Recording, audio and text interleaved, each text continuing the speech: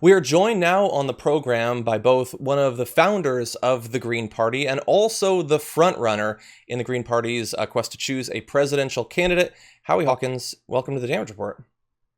Well, thanks for having me. Glad to have you on. Excited to learn more about your platform. And obviously, you have a long history with the Green Party. What would you say about the current place of the Green Party in this election? We went through the 2016 experience. How is the party reacting to both the pandemic, the current, what look like the likely nominees from the Democratic and the Republican Party? Well, the president is totally incompetent. It's a total disaster. And Biden is invisible. And a lot of people got behind Bernie Sanders, but Biden is opposed to what he stood for. So a lot of those people are coming our way. So I think there's a big opportunity for us to put our green solutions into the national debate and really change the direction of the country. Okay, and what would you say are some of the biggest policy distinctions between you and what are looking like Biden and Trump as the candidates for the Democratic and Republican parties? Well, I lead with three life or death issues. One, of course, is the climate crisis. And we have an eco-socialist Green New Deal proposal. I was the first candidate in this country to campaign on a Green New Deal in 2010. And that addresses the climate crisis. We want to get to 100% clean energy and zero to negative carbon emissions by 2030, because that is what the climate science carbon budgets say rich countries like the United States need to do if we're going to avoid the worst of this climate calamity. And then as part of the Green New Deal, we've always had an economic bill of rights because inequality is a life or death issue. Working class life expectancies are declining in this country. And so the economic bill of rights is about ending poverty and economic despair. It includes the right to a job, an income above poverty, affordable housing, comprehensive health care, lifelong public education, and a secure retirement. And then the third issue is this new nuclear arms race, which none of the presidential candidates are talking about. Well, we're in a real crisis here. The U.S. has been modernizing its forces, and Russia and China and other countries have responded. Tactical nukes in conventional forces with the crazy idea that they can escalate to de-escalate. In other words, you use tactical nukes if you're losing a conventional war, and then you de-escalate. But we know from Daniel Ellsberg, who was a nuclear war planner before he was a Vietnam war planner, that once the nukes start flying, it's automated. They all fly, and we're over. So we're calling for nuclear disarmament initiatives and going to the other nuclear powers and saying, let's have complete and mutual nuclear disarmament. So those are, three of the leading issues that I've been emphasizing. So why don't we start off with the first, around the Green New Deal. So over the past couple of years, we've heard quite a bit about it. There's a framework that has been championed by Representative Alexandria Ocasio-Cortez during the Democratic presidential primary. Virtually all of the candidates said that they supported a Green New Deal, although they weren't always very specific about what that term meant to them. So when you talk about a Green New Deal, what are some of the differences between what you see it encompassing and the current version that some parts of the Democratic Party are supporting? Well, the Green New Deal was the signature issue for the Green Party for the last decade. I ran on it in 2010. By the end of the campaign, we had 62 Greens around the country campaigning on it. Our presidential candidate, Jill Stein, a Green New Deal for America, was the theme of both her 2012 and 2016 campaigns for president. And then when AOC and Ed Markey took their non-binding resolution for a Green New Deal to Congress, they took the brand and diluted the content. They eliminated the ban on fracking and new fossil fuel infrastructure. We got to stop that, or we're going to be locked into decades more burning fossil fuels. They eliminated the deep cuts in military spending to help fund the Green New Deal. And they extended the deadline from 2030 to 2050. So what we're talking about is it's too late to use market incentives. We got to do it through the public sector like we did during World War II emergency when the federal government took over or built a quarter of the manufacturing capacity of the country in order to turn industry on a dime into what they called the arsenal of democracy, to arm the US, the UK, and Russia to defeat the Nazis. We need to do nothing less to defeat climate change. So we need a public energy system, public transportation system to rebuild the rails and integrate the airlines into that. And then we got to go into manufacturing. We need all new production systems that are based on clean energy and zero waste. And, that's from agriculture to manufacturing steel. So it's a huge job. And none of the Democrats were serious except Bernie Sanders. He was on a little bit slower timeline. He was going to spend $16.3 trillion over 10 years our budget says 27 trillion over 10 years to get to 100% clean energy. He extended the deadline on agriculture, manufacturing, and buildings to 2050. But that's half the carbon footprint right there. We can't wait on that. So I think those are some of the distinctions. And the fact is, the Democrats aren't going to give us a Green New Deal. Pelosi won't let them vote on that non-binding resolution. And when they voted in the Senate, the Democrats voted present, except 4 of them voted with the Republicans no. Mm-hmm. So that's why we need to be in this race.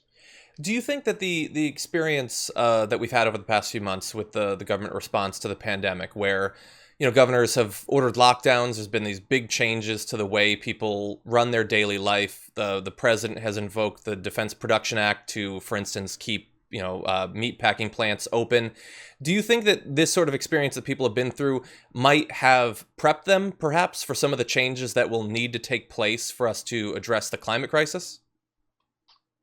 Yeah, it's been such a total disaster. And I think people want the federal government to step on the coronavirus crisis. And in fact, I think to get us out of this coronavirus depression we're now plunging into, we're going to need to have this public investment in a Green New Deal to get us out of it.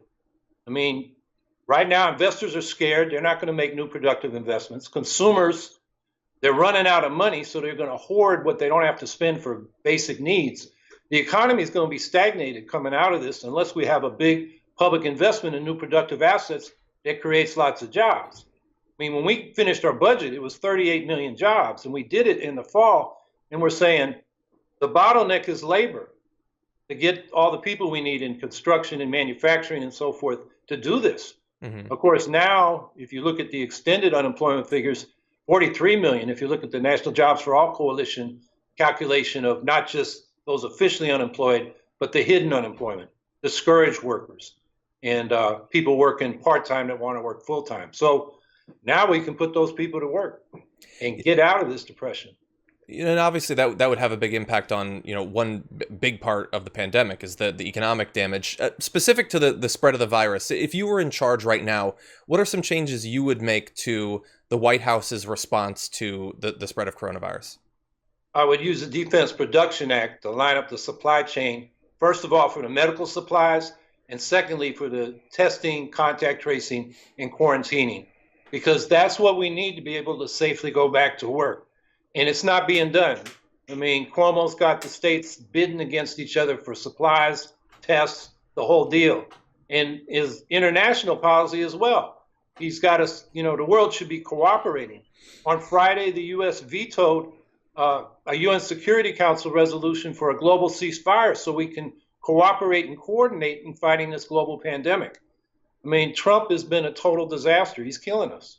Yeah. And when we know in a lot of different areas, he's used the sort of cover that this pandemic is providing to ram through changes to the EPA, change regulations in food production and things like that. Are you worried that we might see more of that in the area of foreign policy, that some of these conflicts that he's obviously been lusting for some time, that he might pursue those while people are focused on domestic concerns?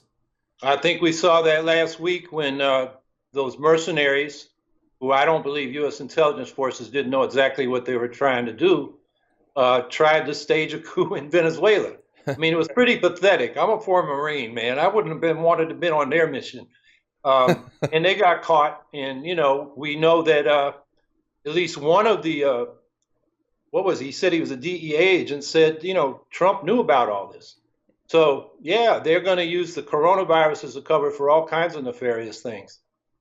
Well, and we know that Mike Pompeo said that the U.S. was not directly involved, which was an interesting way to put it, rather than just saying not involved. Oh, right. Yeah. So, yeah. So another issue that's cropped up recently over the past few weeks in your presidential campaign was I know that you had a bit of an issue with Twitter seemingly targeting some of your accounts. It looks like that's mostly been restored, right? But did you ever get an answer as to why Twitter seemed to be targeting your campaign on social media? Well, their explanations, I mean, they never contacted me. They said I was impersonating myself, and I don't even know how you do that. So, my campaign account, when I looked at, there was a link they left to file complaints, and I looked at it. Somebody could have done a dirty trick on us and said that they could have said they were me and that this site is impersonating me. but I never did that.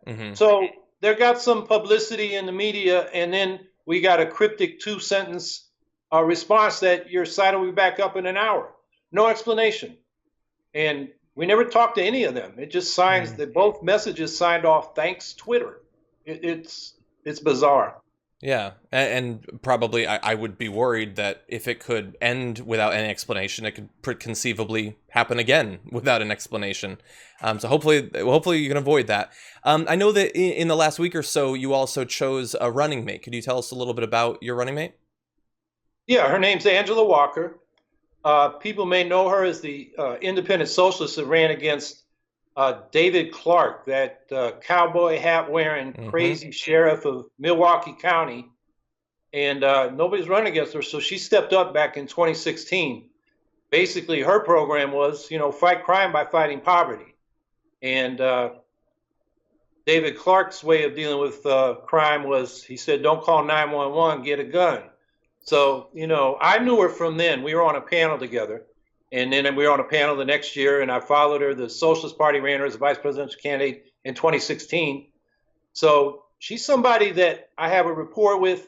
She knows the issues, and she speaks in a way that people can understand what she's talking about and believe, her conviction and feel it. So I, all along when we thought about who might be a running mate, she was always at the top of my list, and I'm just really happy she said yes. Okay, well, perhaps we'll have an opportunity to talk to her at some point in the near future as well. In the meantime, where can people find out more about your candidacy, your platform, all of that? Go to the website for the campaign. It's howiehawkins.us. HOWIEHAWKINS.us, like United States or like us. Mr. Hawkins, thank you so much for joining us today. Well, thanks for having me.